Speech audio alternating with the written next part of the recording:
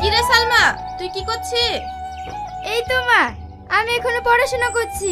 কাল কি পরীক্ষা না? তাই তো বুড়ি, আমাদের টিউবওয়েলের পানিতে খুব আয়রন। তাছাড়া আমার পায়েও খুব ব্যথা। এক কলসি নদী থেকে পানি লেনতে না মা। আচ্ছা মা, যাচ্ছি।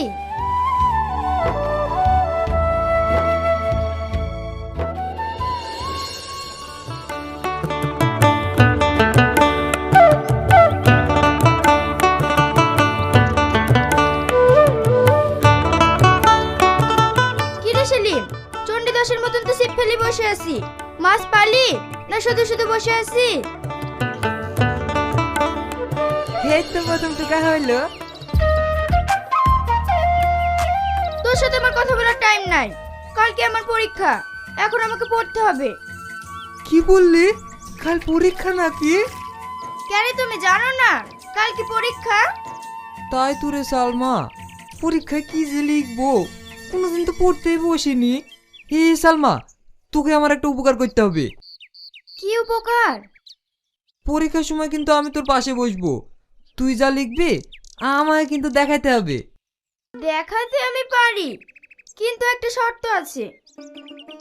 তুই যে শর্ত দিবি আমি সেই শর্তে রাজি আছি। তোকে কিন্তু আমাকে ডাসা পেয়ারা খাওয়াতে হবে। দূর পাগলি, পেয়ারা ও তোকে আজকে রাতে খাই দেবো। তুই শুধু জানলাটা খোলা রাখবি। ঠিক আছে, আসছি।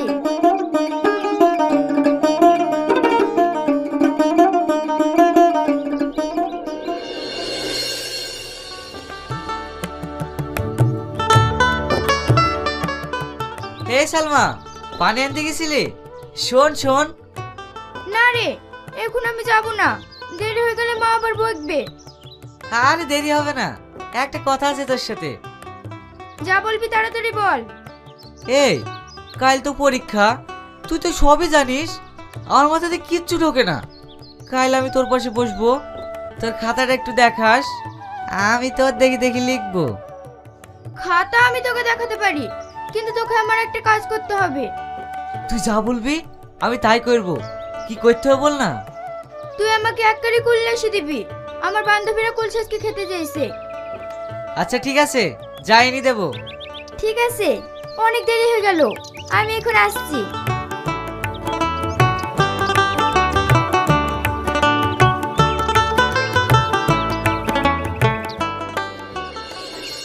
পরীক্ষার এই ফলটা যদি হতো গাছের ফল, করতে হতো না আমাদের কোনোই গাড়া কল।